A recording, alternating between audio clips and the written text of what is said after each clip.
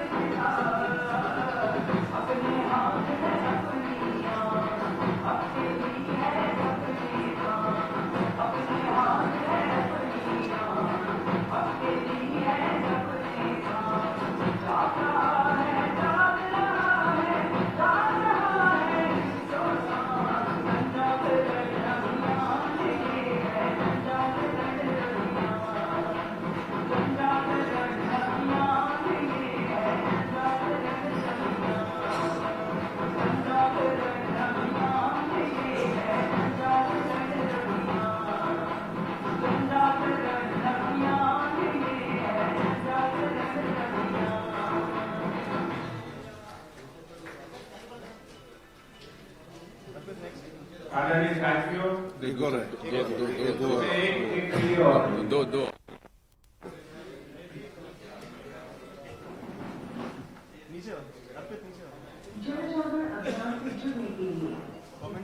हाँ ठीक है चलो चल रहा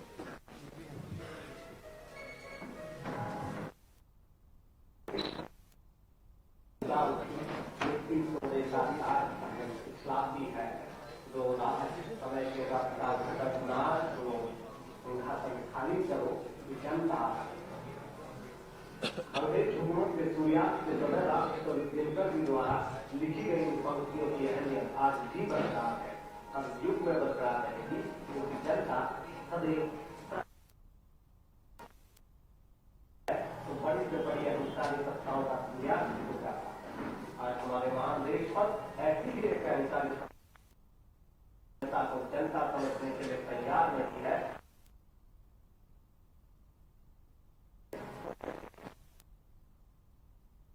चल रहे किसान आंदोलन पर आंखें मूंदे बैठे एक ऐसी अहिंसारी सत्ता जो जनता पर महंगाई का बात करके अट्टहास कर रही है, उस बेरोजगारी से तरफती युवा शक्ति को देखकर घमंड में चूर है और जिसने अपनी बेवकूफी से कोरोना में लाशों का ढेर लगा दिया और उसी ढेर पर बैठकर चुनावी जेल में भीड़ का आनंद लिया।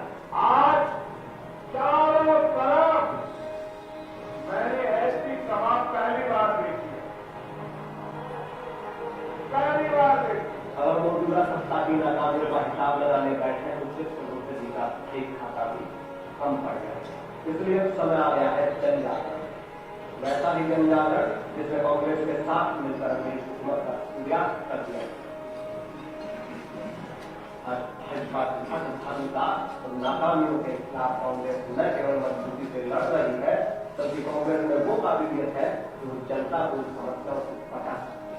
अतीत में कांग्रेस ने ऐसा करके दिखाया, वो चाहे आजादी के बाद देश की संपत्ति बनाना हो या जनता को अधिकार देना या युवाओं को रोजगार, महिलाओं को सुरक्षा, किसानों को कर्ज माफी देना या फिर देश को 2008 की वैश्विक मंदी से बचाना, कांग्रेस ने हमेशा खुद को साबित किया और जनता के साथ और इस नाकाम शासन के खिलाफ लड़ाई में जनता का साथ लेने के लिए ही कांग्रेस 14 नवंबर से जन जागरण शुरू कर रही है। ये अभियान देश बचाने का आह्वान है। तो आइए हाथ से हाथ मिलाकर साथ मिलकर कांग्रेस के जन जागरण दल को जोड़िए, देश कर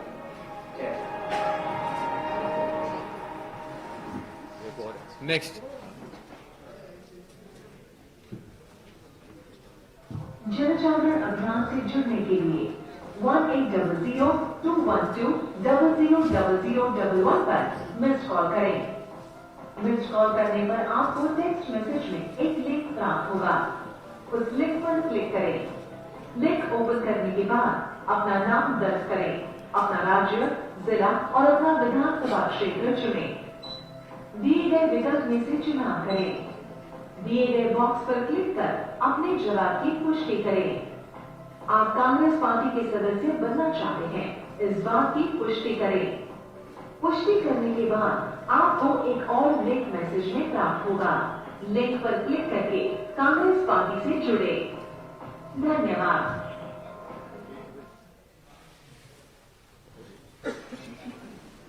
आदरणीय पत्रकार साथियों, देश की जो परिस्थितियां हैं भी नहीं है, महंगाई, बेरोजगारी, महिला उत्पीड़न, इस सारे सवालों से देश दो चार हो रहा है।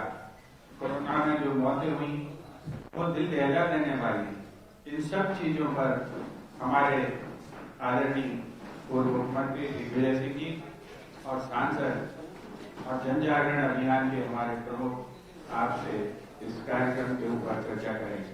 एक और निवेदन मैं आपसे करना चाहता हूँ कि इसी कार्यक्रम से संबंधित सारे प्रश्न हों।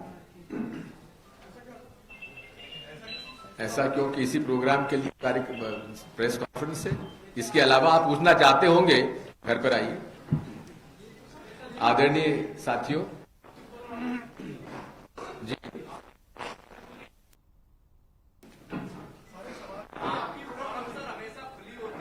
जी हाँ, इस बार नहीं है। आदरणीय साथियों, वर्किंग कमेटी ने यह महसूस किया कि देश में जो भारतीय जनता पार्टी ने, विशेषकर केंद्र सरकार ने और भाजपा की राज्य सरकारों ने जिस प्रकार से निर्णय लिए और नीतियां बनाई, उसके कारण पूरे देश में महंगाई, बेरोजगारी और गिरती अर्थव्यवस्था, कोविड के बारे में जिस प्रकार से केंद्र सरकार ने और राज्य सरकार ने उससे डील किया, इसके हमें जनता के बीच में जाना चाहिए। कांग्रेस के विभिन्न संगठन हमारे और कांग्रेस के कार्यकर्ता, विधायक, सांसद आंदोलन उन्होंने किए, सफल भी हुए, हजारों लोग, लाखों लोग जुड़े, लेकिन वो एक दिन का इवेंट हो जाता था। तो ये महसूस किया गया कि इसे हमें जनता के बीच में आम कार्यकर्ताओं का संपर्क, जीवित संपर्क जनमानस के साथ होना आवश्यक है। और इसीलिए ये जन जागरण अभियान का पहला चरण है और इसके पहले चरण में ये तय हुआ है कि हर राज्य से 5 लोगों को नेशनल प्रोग्राम, हमारा जन जागरण अभियान के बारे में प्रशिक्षण दिया जाएगा और 14 तारीख को और 12 से 15 तारीख को जो हमारे ट्रेनिंग प्रोग्राम चला हुआ है वर्धा में, उसमें 14 तारीख पूरे तरीके से जन जागरण अभियान और एजिटेशन का जो हमारा प्रोग्राम है उस पर उनको ट्रेनिंग दी जाएगी। वे यहां पर आकर हर संसदीय क्षेत्र से 10 ट्रेनर्स तैयार करेंगे और जो पार्लियामेंट, संसद के जो 10 पार्लियामेंट के ट्रेनर्स होंगे वो अपने पार्लियामेंट सेक्टर में 10, जितनी असेंबली आती हैं, हर असेंबली पे 10 ट्रेनर्स को वो ट्रेन करेंगे। और उसके पश्चात जो कमलनाथ जी के नेतृत्व में यहां सेक्टर्स का गठन हुआ है, हर सेक्टर पर और पूरे देश में हर सेक्टर पर 20 लोगों को प्रशिक्षण दिया जाएगा। और ये प्रशिक्षण 1 दिन का होगा, जिसमें कांग्रेस की आइडियोलॉजी, इतिहास के साथ साथ किस तरह से जन जागरण अभियान चलाना, उसके बारे में ट्रेनिंग दी जाएगी। 14 नवंबर से और 29 नवंबर तक 15 दिन तक हमारे कार्यकर्ताओं, नेताओं से अनुरोध किया गया है कि वे इन 15 दिनों में कम से कम 7 दिन मास कांटेक्ट करें। कोई पब्लिक मीटिंग नहीं होगी, लोगों से चर्चा करें, आपको एक पैम्फलेट दी गई है, उस पैम्फलेट को बांटा जाएगा और बांटने के बाद उन्हें समझाया जाएगा कि ये आज जो महंगाई बढ़ी है वो किन कारणों से बढ़ी है। महंगाई हमारा पहला कार्य एजेंडा है।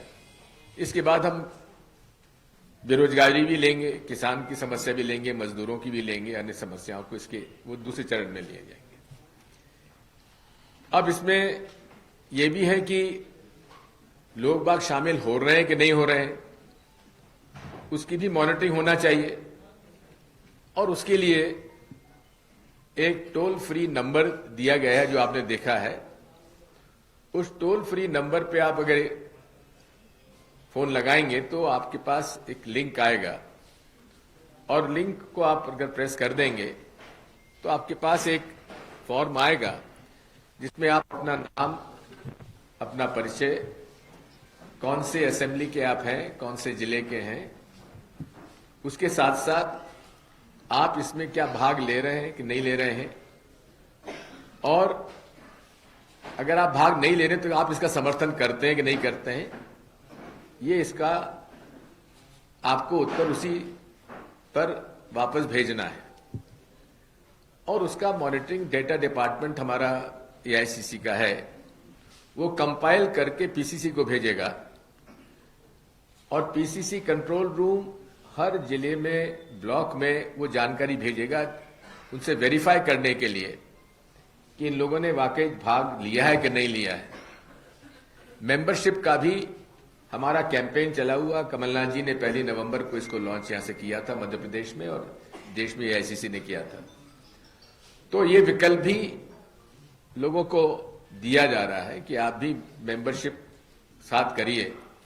मैं प्रदेश कांग्रेस कमेटी की तरफ से कहूंगा कि इनके जितने भी लोग अपने जिले और ब्लॉक में मेंबरशिप फॉर्म्स उपलब्ध जरूर करवा दें ताकि साइमल्टेनियसली हम लोगों का ये प्रोग्राम चलता रहे।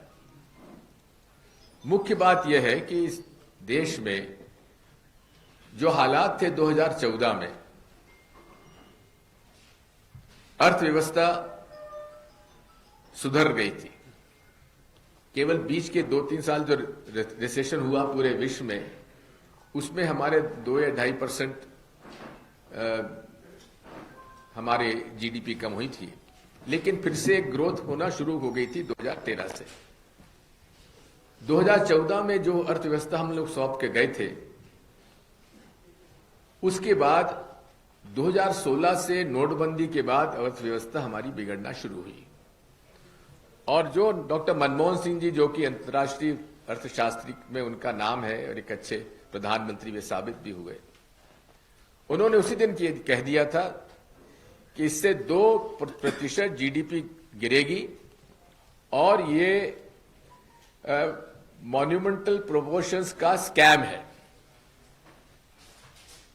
यानी कि इस नोटबंदी से जो नकली नोट हैं उनको आप कैसे रोक पाएंगे। और हमने देखा वही हुआ। जितने नोट उस समय 1000 और 500 के मार्केट के सर्कुलेशन में थे, आरबीआई ने 99.37% को उन्होंने कहा कि वापस आ गए, जबकि काउंटिंग पूरी नहीं हुई थी। मैं स्वयं फाइनेंस कमेटी का, पार्लियामेंट्री स्टैंडिंग कमेटी का मेंबर था उस समय। जब आरबीआई गवर्नर साहब आए तो उनसे हमने पूछा कि साहब अभी आपकी काउंटिंग चालू है कि नहीं चालू है। उनके साहब चालू है, अभी दूर दराज के पोस्ट ऑफिस में हमारी काउंटिंग चल रही है। फिर हमने पूछा कि भूटान, बांग्लादेश और नेपाल में इंडियन करेंसी अगर वहां पर है तो वो कहां जमा हो रही है। उनका साहब इस पर हमारा अभी कोई निर्णय नहीं हुआ है। बात यह है कि जितनी करेंसी थी उससे ज्यादा करेंसी आ गई, नकली नोट असली नोट हो गए, जिसका अब आरबीआई की यदि आप फिगर्स देखेंगे तो अब जो 2016 में 8 नवंबर को पूरे देश में 17.8 लाख करोड़ की करेंसी थी, वो अब बढ़ के 29 लाख करोड़ हो गई है, यानी कि लगभग 11 लाख करोड़ की करेंसी और जबकि मोदी जी ने कहा था कि नोटबंदी इसलिए कर रहा हूं मैं कि भ्रष्टाचार समाप्त हो जाएगा। क्या भ्रष्टाचार समाप्त हुआ? उन्होंने कहा था काला धन वापस आ जाएगा। क्या काला धन वापस आया? कहा था नकली नोट समाप्त हो जाएंगे, नकली नोट और असली हो गए, और आतंकवाद समाप्त हो जाएगा। चारों में फेल हुए। जब देखा कि चारों फेल हो रहे हैं तो उन्होंने उसको नया ट्विस्ट दे दिया कि साहब डिजिटल ट्रांजैक्शन को बढ़ोतरी करने के लिए हमने नोटबंदी की है, लेकिन डिजिटल ट्रांजैक्शन भी अगर बढ़ता तो लिक्विड कैश मार्केट में 11 लाख करोड़ क्यों बढ़ जाता? और इतनी सफलता थी तो इवेंट होता, उत्सव होता, नोटबंदी का उत्सव मनाया जाता, लेकिन 8 नवंबर 2021 को कोई उत्सव भाजपा के मोदी जी ने, शाह जी ने नहीं मनाया। प्रश्न ये आता है कि साथ में अर्थव्यवस्था पर क्या असर पड़ा? लाखों एमएसएमई बंद हो गए। एमएसएमई, छोटे मध्यम उद्योग, इस देश की अर्थव्यवस्था के रीढ़ की हड्डी है, जहां लोगों को रोजगार मिलता है। लाखों एमएसएमई बंद हुए और करोड़ों लोग बेरोजगार हो गए। जो माइग्रेंट लेबर वहां से चले, आपने देखा, वो भी सब बेरोजगार हो गए। नरेगा में पैसा है नहीं, बट नहीं रहा है। तब से अर्थव्यवस्था गिरती चली गई। जीएसटी आया। जीएसटी में भी जो जीएसटी का विरोध नरेंद्र मोदी करते थे, अब उसका वो श्रेय लेने लगे। लेकिन अधपकी व्यवस्था को जीएसटी से लागू करके उन्होंने छोटे और मध्यम व्यापारी को भी उन्होंने तबाह कर दिया। अब छोटे से छोटे मध्यम व्यापारी को भी चार्टर्ड अकाउंटेंट से के बिना फॉर्म भरना उसके लिए संभव नहीं है। और जब लागू किया गया था, जैसे पंडित जवाहरलाल नेहरू ने 14-15 अगस्त 1947 की रात को मिडनाइट था, उसी तरह का भाषण देने के लिए और नरेंद्र मोदी जी ने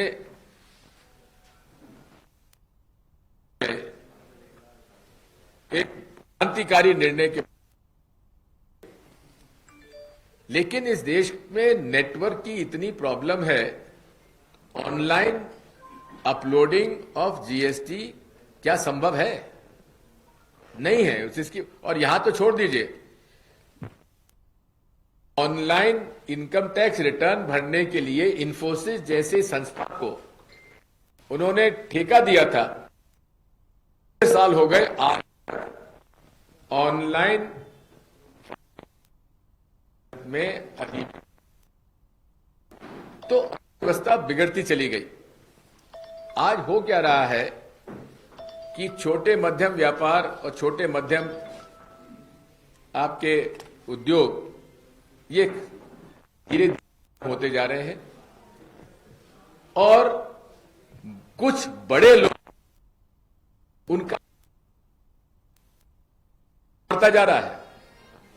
कोविड में लोगों को इतनी तकलीफ हुई और उनके अर्थव्यवस्था बिगड़ गई, फैक्ट्रियां बंद हो गई, रोजगार खत्म हो गए, लेकिन जो टॉप हमारे कॉरपोरेट्स हैं उनका मार्केट कैपिटलाइजेशन बढ़ गया। पेट्रोल, डीजल और कुकिंग गैस पर सेंट्रल एक्साइज ड्यूटी जो बढ़ी पेट्रोल और डीजल पर, उससे लगभग 3.5 लाख करोड़ रुपए कलेक्ट किए गए। 3.5 लाख करोड़ कहते हमने फ्री में वैक्सीन बांटा, वैक्सीन का खर्चा 20,000 करोड़ का। बाकी उन्होंने कहा कि हम फंड के पैसे कितने दिए, 3,500 करोड़। बाकी जा रहा है सेंट्रल विस्टा में नया प्रधानमंत्री जी का महल और नया उपराष्ट्रपति जी का महल बनाने के लिए खर्चा किया जा रहा है, और इस 4 करोड़ रुपए लग रहे हैं।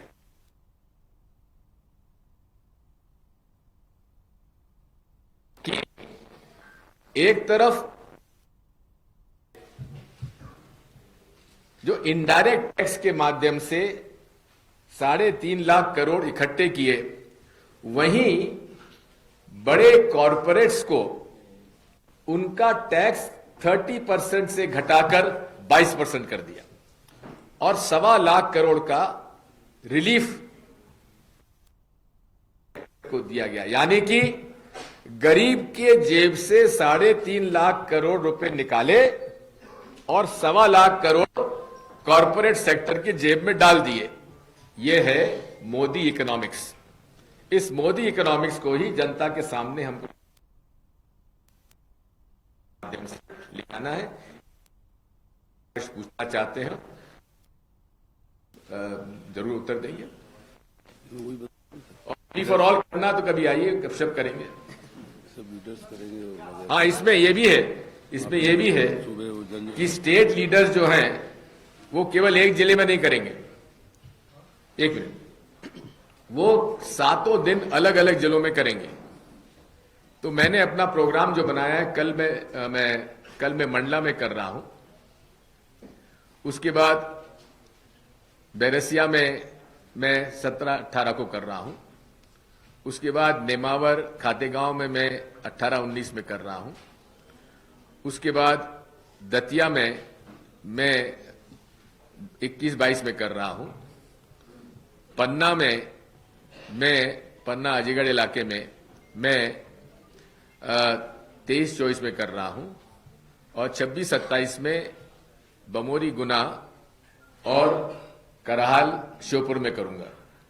सभी अपने अपने क्षेत्र में सभी माननीय हमारे स्टेट के जो एक्स प्रेसिडेंट्स हैं, एक्स CLP लीडर्स हैं, एक्स सेंट्रल मिनिस्टर्स हैं, उनसे प्रार्थना है कि वे भी इस जन जागरण अभियान में पदयात्रा करें और वहीं गांव में रात को रुकें।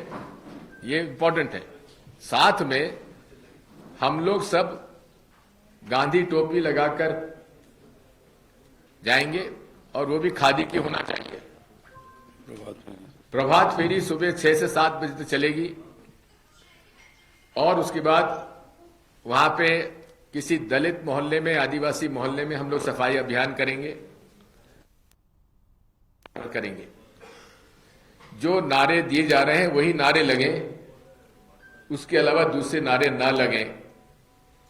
होर्डिंग्स और बैनर्स का भी हम लोग आपको अभी दे देंगे, वही होर्डिंग्स और बैनर्स लगाएं। बाकी बैनर्स, होर्डिंग्स कम से कम इस अभियान में ना लगाएं, ये हम लोग अनुरोध कर रहे हैं वर्कर्स से। यहाँ पे प्रदेश कांग्रेस कमेटी ने माननीय कमलनाथ जी और PC शर्मा जी को, जो कि महामंत्री भी हैं PCC में, उनको कंट्रोल रूम का इंचार्ज बनाया है। और ये प्रोग्राम जो है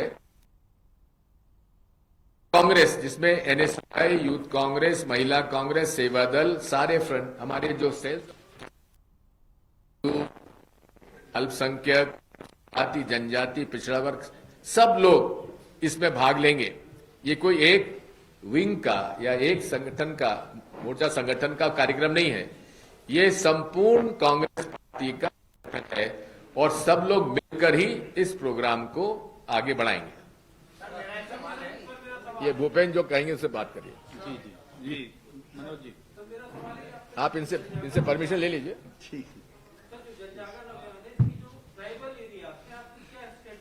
किसमें? आदिवासी इलाकों। हाँ, क्योंकि बीजेपी बड़ा पुश दे रही है अभी। पहली बात तो ये है ये आदिवासी प्रेम इस बात से झलक रहा है कि आदिवासी उपयोजना का 13 करोड़ जो आदिवासी क्षेत्रों में आदिवासियों के लिए खर्च होना था, वो मोदी जी की रैली के लिए खर्च हो रहा है। ये इनका आदिवासी प्रेम है।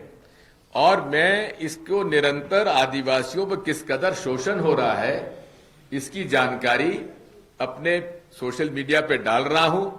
आपने अगर नोटिस ना किया हो तो आप जरा नोटिस कर लें। और स्वयं भारतीय जनता पार्टी के प्रदेश अध्यक्ष जो कहते हैं कि हमें दिग्विजय सिंह का इलाज करना है, भाई इलाज को आप कोई डॉक्टर है, कौन मेरा इलाज करोगे? ऐसे मैंने बहुत देखे हैं। मैं कहता हूं कि मैंने स्वयं ने जाकर उन आदिवासियों से चर्चा की है और भारतीय जनता पार्टी का एक नेता, उनका जो खासम खास, उस व्यक्ति ने अपने रजिस्टर्ड डीड्स बताता है कि मैंने आदिवासी हीरालाल आदिवासी से जमीन खरीदी। अब वो हीरालाल आदिवासी की जमीन 90 लाख में खरीदी, ये उन्होंने बताया है। मैं पन्ना में उस हीरालाल आदिवासी घर पे गया। उस हीरालाल आदिवासी का घर कैसा, मैं कल आपको उस पे ट्विटर पे डालूंगा।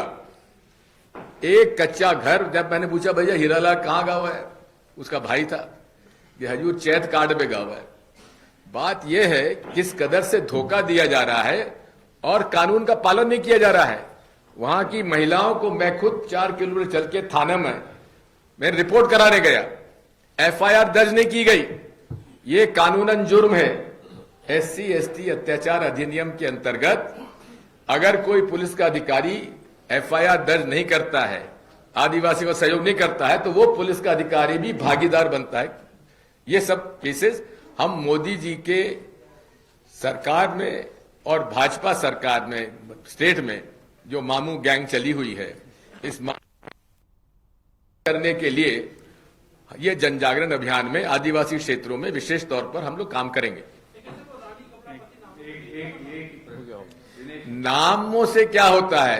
लोगों को लूटो, उनकी जेब से पैसा निकालो, उनके महिलाओं पे अत्याचार करो, उनकी जमीन दाब लो और नाम कमलावती रख दो। बहुत अच्छी बात है। सर, जन जागरण अभियान आप लोग प्रारंभ कर रहे हैं।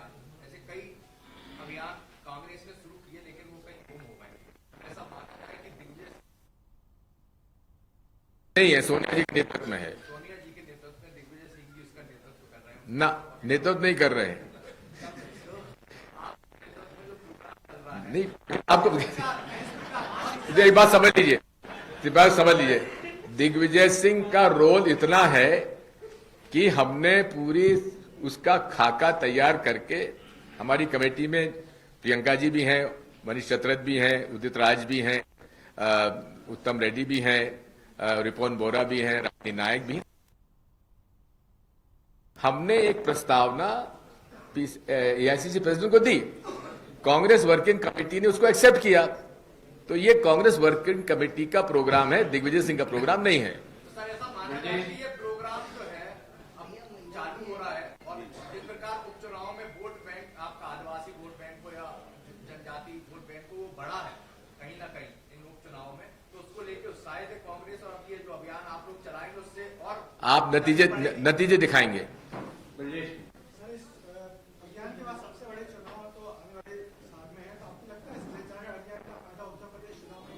देखिए, उत्तर प्रदेश में जन जागरण अभियान का नेतृत्व प्रियंका जी करेंगी, प्रदेश कांग्रेस कमेटी अध्यक्ष करेंगे।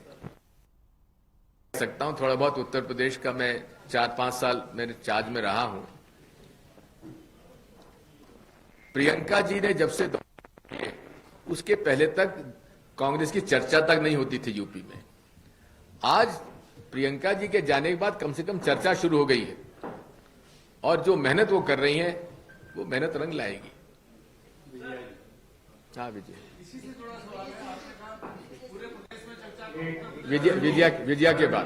विजया के बाद आप पंडित जी जोड़ लेंगे बाद में। महंगाई को लेकर तो पूरे हिंदुस्तान में काली मार मच रही है। प्याज के ऊपर बीजेपी सरकार गिराती है आपकी, और जनता इतनी परेशान, उसके बावजूद भी विजय, आप महंगाई से पीड़ित है ना, बहुत ज्यादा तो शामिल हो जाइए जन जागरण अभियान में। मैं ये पूछ रहा था, हाँ जी। देशना बहुत मेहनत कर रही है और बहुत रिस्पॉन्स मिल रहा है। क्या कांग्रेस उत्तर प्रदेश की सभी 403 सीटों पर चुनाव लड़ेगी? मैं प्रभारी नहीं हूँ पंडित जी। आप बड़े नेता हैं। अरे बड़े नेता है तो आप अपनी इंडिविजुअल राय तो बता सकते हैं। इंडिविजुअल राय के रूप में इंडिविजुअल राय को तो पंडित जी चाय पिएंगे बैठ के। राजीव सोनी जी पीपल्स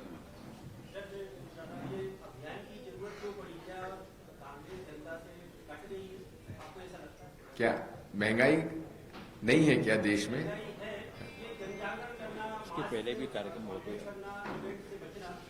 डिबेट से कौन बच रहा है? हाँ, तो ये तो इसीलिए तो जन जागरण अभियान है, कंटिन्यूअस प्रोसेस चलेगा, 24 तक चलेगा, 2024 तक। सुचारण जी।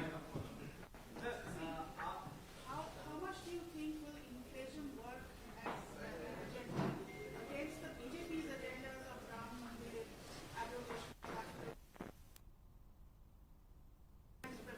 preparing for war against India? So, don't you think your issue might that this time inflation is so big that all these issues will get affected? Inflation is a very sensitive issue which touches every household, including yours, Sujana ji. Now, हम लोगों के एक हिंदी में कहावत है, भूखे पेट भजन नहीं हो गोपाला, संभाल तेरी खंटी और संभाल तेरी, कि जहां पेट जब भूखा है तो पहले पेट पूजा होती है, बाद में ही दूसरी कोई पूजा होती है। तो आज हालात ये हैं कि गरीबी इतनी बढ़ती जा रही है, मजदूरी नहीं मिल रही है, काम नहीं मिल रहा है। आज भी कोविड के नाम से लोगों की तनख्वाह आधी कर दी गई है। तो ये समस्या बनी रहेगी और जो देश की हालात इन्होंने बिगाड़ दिए हैं, मैं तो कहता हूं कि ये एक पहली वार्निंग है मोदी शाह सरकार को बाय इलेक्शंस के नतीजे, जिसमें अगले दिन ही उन्होंने 5 रुपए लीटर पेट्रोल पर 10 रुपए पेट्रोल पर और 5 रुपए लीटर डीजल पे उन्होंने कम कर दिए। और यदि कांग्रेस की जो 2014 में सेंट्रल एक्साइज ड्यूटी जो केंद्र सरकार लगभग 3 point something on diesel and about 9 point something rupees per litre on petrol, अगर वो रेट पे आप ले आएंगे तो पेट्रोल 21 रुपया लीटर और लगभग 27 रुपये लीटर डीजल के भाव ऐसे कम हो जाएंगे। विपिन भाई एक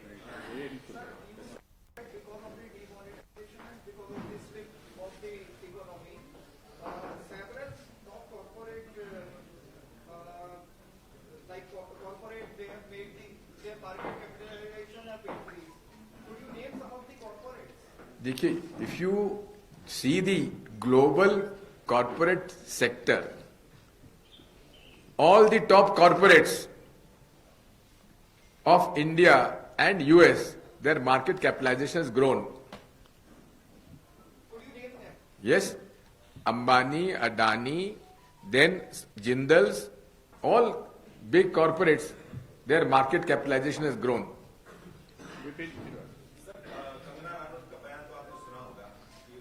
देखिए, ये इशू नहीं है आज।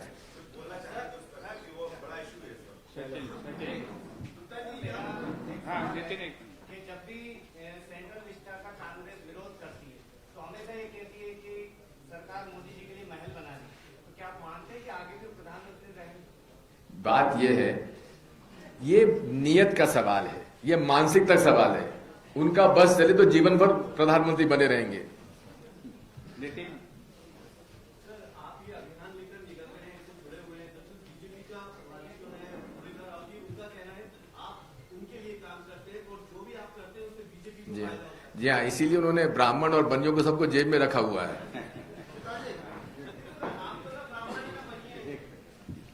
जी हमको जेब में रखने की कोशिश तो करें जरा।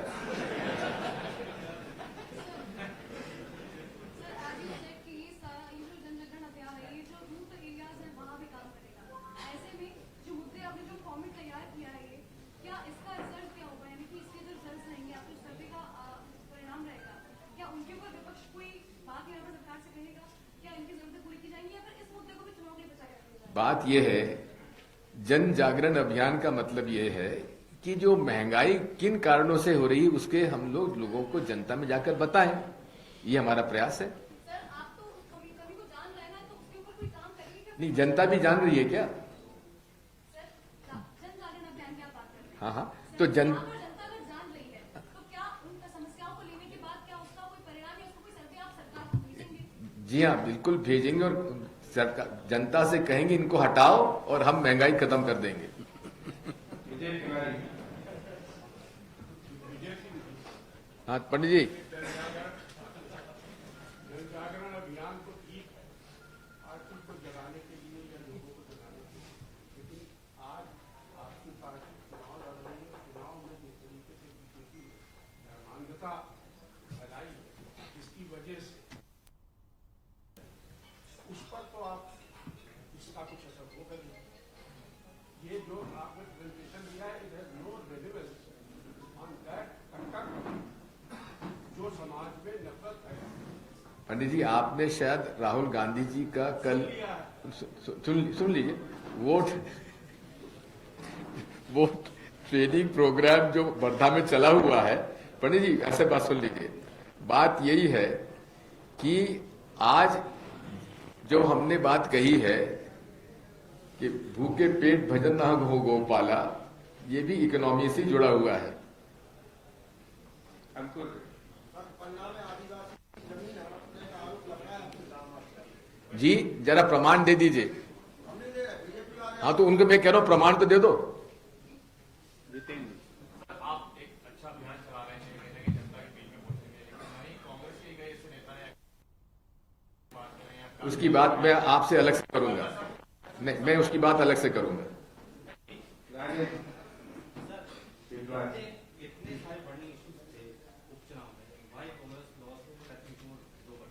Because the government was fighting the election, our polling agents were arrested. They were false voting was done and allowed by BJP. Kamal Nath जी ने इस बात को सारे प्रमाण के साथ हमारी AICC और PCC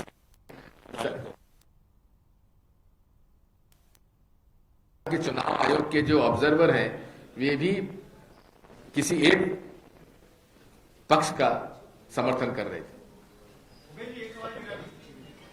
लास्ट क्वेश्चन। जो जनता महंगाई से जूझते हुए जागरूक नहीं हो पाई, कांग्रेस का जागरूकता अभियान कितना था? जी जो जनता महंगाई से जूझते हुए जागरूक नहीं हो पाई, उसका कांग्रेस के जागरूकता अभियान का कितना प्रभाव? जागरूक का ये असर है कि जो आपने उपचुनाव में देखा है, और अब उपचुनाव के नतीजे जो हैं 2022 में यूपी में भी दिखेंगे और 2023 मध्य प्रदेश में भी दिखेंगे। Thank you. आप सब नाश्ता लेकर